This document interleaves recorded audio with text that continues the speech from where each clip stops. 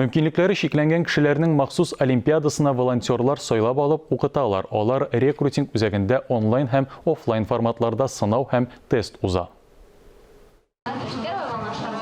Махсус уеннарга волонтерлар сайлана. Төп таләпләр тәҗрибә, телләр белү һәм әлбәттә кызыксынып эшлисе килү. Валерия Сугак инде беренче тапкыр гына волонтер булып эшләми. Айрым балалар белән эшләүдә иң мөһиме сабырлык һәм уртак тел таба белү дип саный.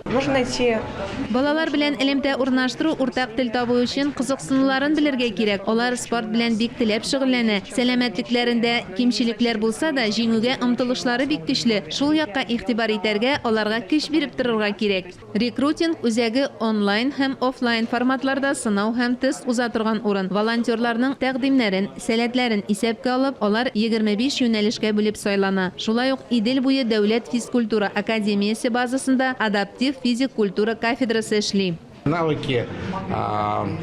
Аларның туплануын оештыру, яшәү күнекмәләре, төрле гигиена процедуралары үткәрүдә булышалар.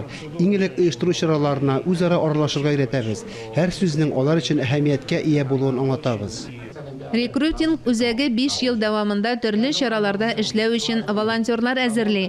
Махсус олимпиада өчен биредә 5000 гаризадан 2500 кеше сайлап алына.